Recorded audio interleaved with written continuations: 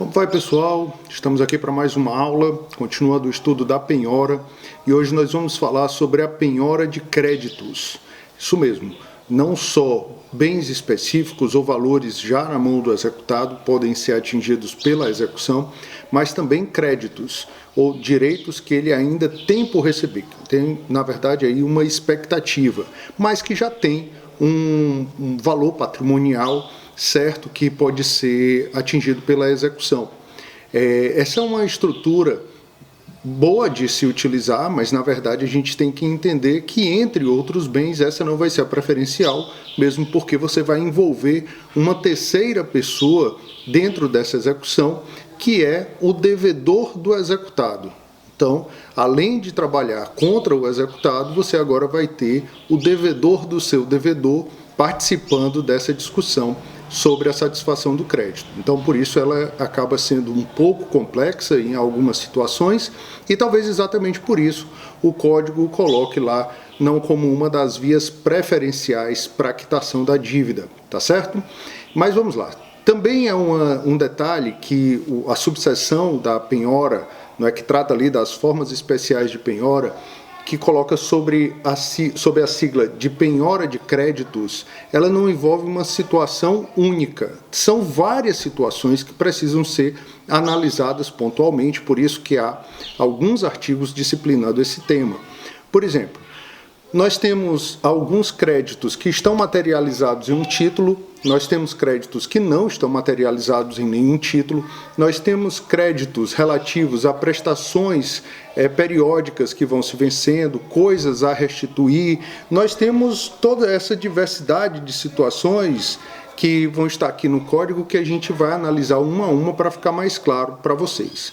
Então, quero começar analisando, antes mesmo de entrar nos artigos específicos, a questão da prioridade desse crédito. A gente sabe que o artigo 835, nós estudamos algumas aulas atrás, ele estabelece uma ordem preferencial para a penhora de créditos. E nessa ordem preferencial, nós temos dois incisos do artigo 835 que podem ser relacionados a essa matéria. O primeiro deles é o inciso 3, que trata desses valores mobiliários com cotação de mercado, as ações, dito de maneira mais geral. E nós também temos esses outros tipos de direito de crédito, como eu mencionei aqui, que não estão elencados especificamente. Então, eles entram lá no inciso 13, sob a rubrica de outros direitos.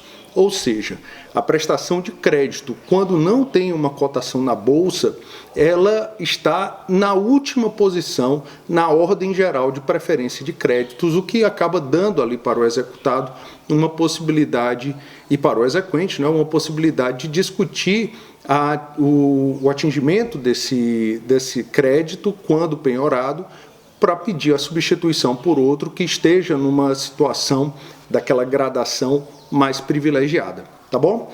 Mas vamos lá, sem mais delongas, vamos dar aqui uma olhada no artigo 855, primeiro artigo dessa subseção. Vamos lá. Quando recair em crédito do executado, enquanto não ocorrer a hipótese prevista no artigo 856, que já a gente vai ver a materialização do crédito em um título, considerar-se-á feita a penhora pela intimação, duas intimações, do terceiro devedor para que não pague ao executado, seu credor, e ao executado, credor do terceiro, para que não pratique atos de disposição do crédito. Então, nesse caso, a gente tem a hipótese daquele crédito que não está materializado em um documento, que a gente possa apreender.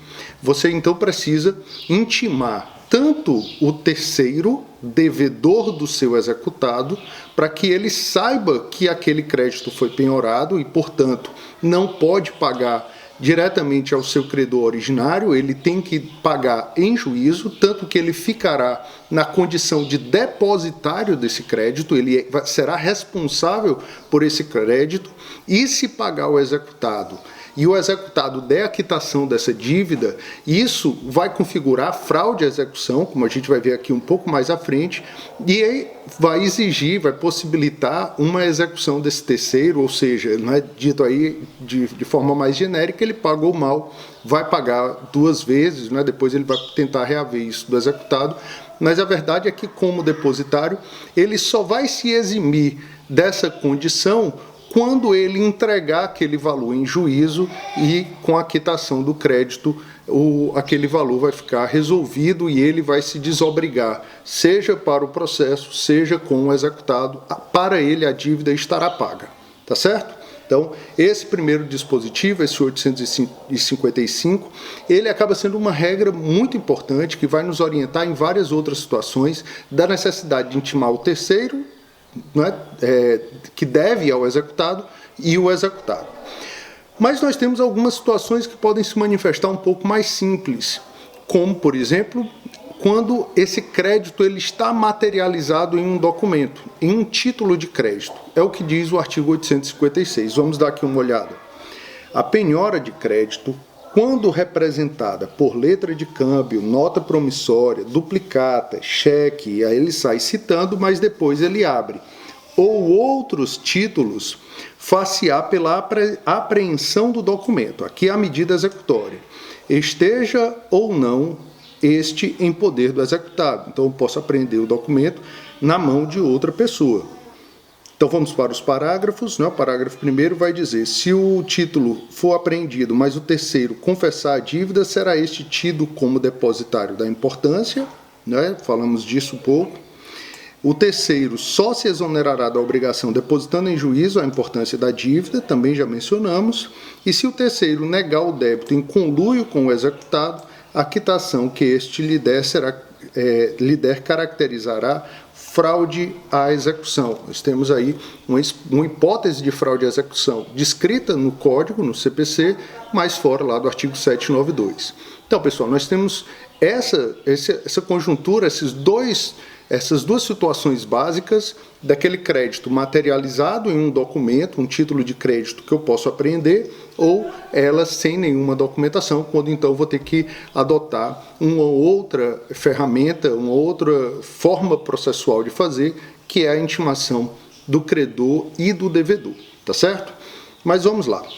Tem uma situação, o professor Humberto Teodoro Júnior, no seu manual, trata bem disso, é uma situação muito peculiar da possibilidade de eu penhorar um crédito que é do próprio exequente. Então, nós temos uma situação em que o exequente é credor do executado, mas o executado, por sua vez, é credor do exequente.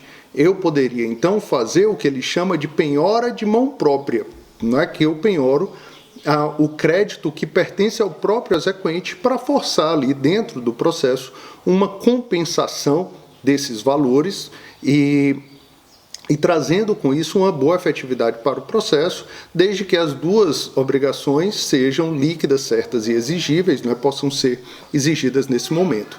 Um detalhe interessante que vale a pena a gente observar é que, nesse caso, apesar de ser uma penhora de crédito, ela se efetivará de forma tão simples e direta quanto a penhora de dinheiro.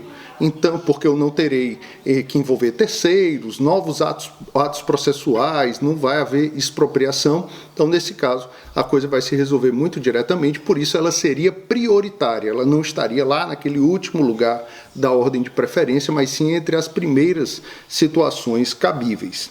Tudo bem?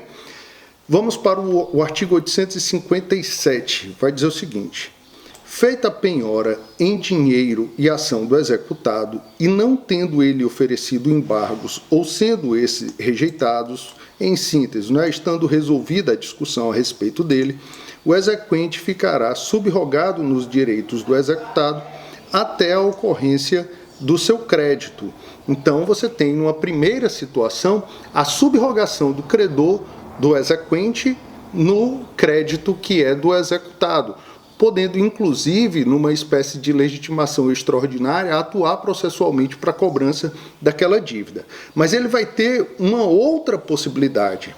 Essa da subrogação é a resposta primeira é aquela que acontece de ofício, independente de um pedido da parte.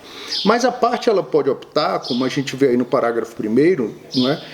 O exequente pode proferir, em vez da subrogação, a alienação judicial do direito, não é? Desse crédito que foi penhorado, caso em que declarará sua vontade no prazo de 10 dias contados da realização da penhora.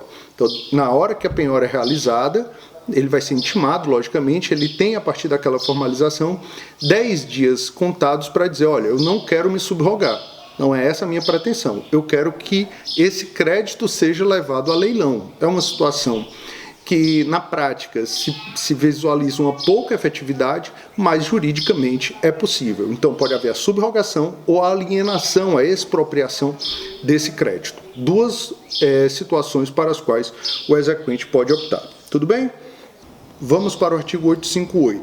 Quando a penhora recair sobre dívidas de dinheiro a juros, de direito a rendas ou de prestações periódicas, o exequente poderá levantar os juros, os rendimentos ou as prestações à medida que forem sendo depositadas, abatendo-se do crédito as importâncias recebidas conforme as regras de imputação de pagamento. Então você vê que ele nos remete lá ao Código Civil.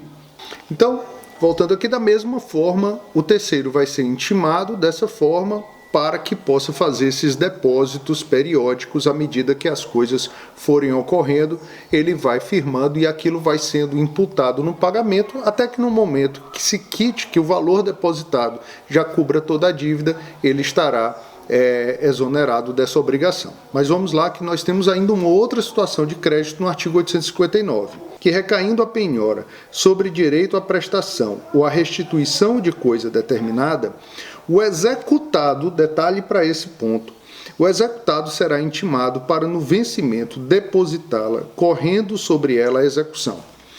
Eu confesso que me incomoda um pouco a opção legislativa, né, expressamente colocada no texto, e também o pouco enfrentamento que eu vejo disso na doutrina e na jurisprudência. Por quê?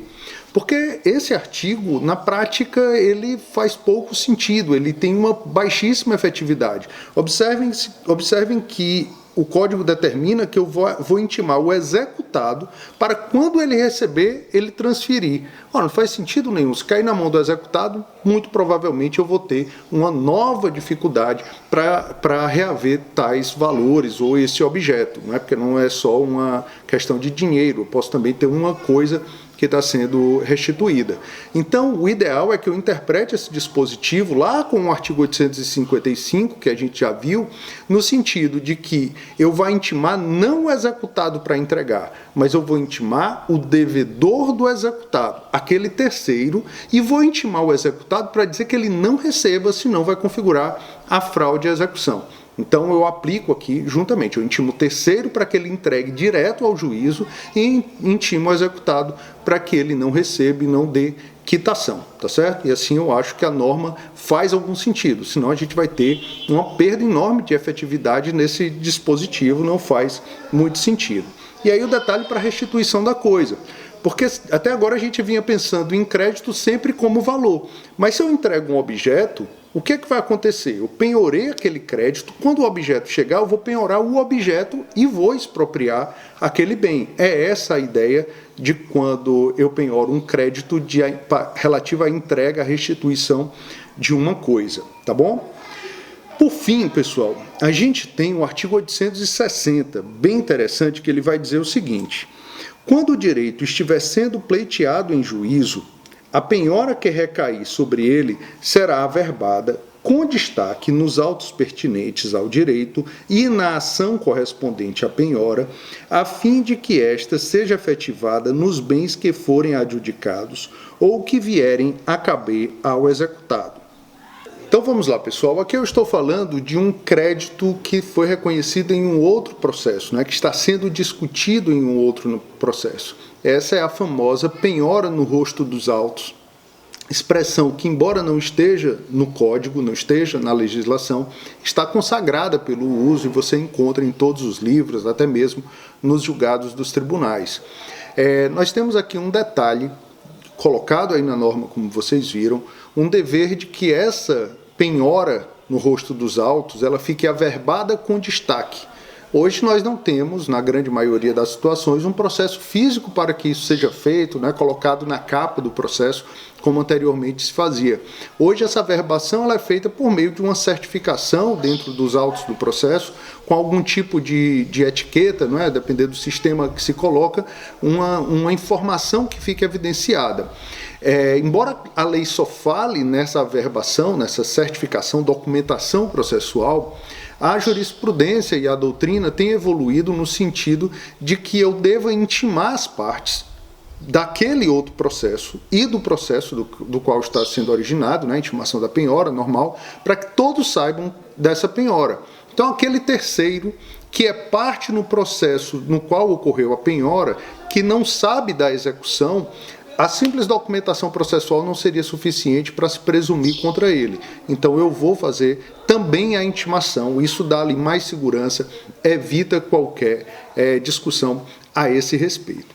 Outras discussões que existem acerca disso, né, é a possibilidade desse exequente ingressar naquele outro processo como assistente simples ou litisconsorcial, já que existe um interesse agora seu lá sendo tratado, e também dois pontos até reconhecidos aí na jurisprudência do STJ e nos enunciados dos fóruns, né, aqui especificamente no fórum do FPPC, é que eu não preciso ter uma decisão transitada em julgado dizendo que aquele direito existe. Eu posso penhorar esse dinheiro, fazer essa penhora no rosto dos autos, de uma matéria que ainda está sendo discutida, de um objeto que ainda está litigioso, tá certo? Isso é um ponto bem interessante que aumenta ali um pouco o âmbito de incidência dessa penhora no rosto dos autos.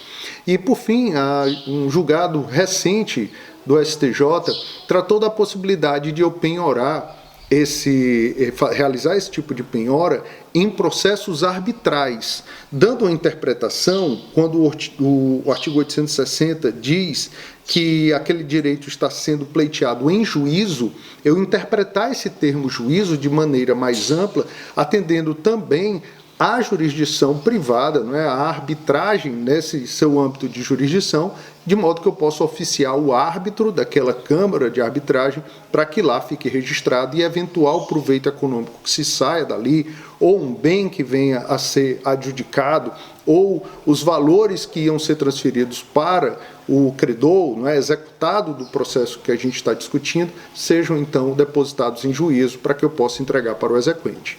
Como vocês viram, são diversas situações, mas é uma ferramenta a mais que a gente tem, é uma situação a mais que a gente pode utilizar para quitar nossa dívida, tá certo? Fica então esse tema aqui resolvido para a gente. Até mais, pessoal!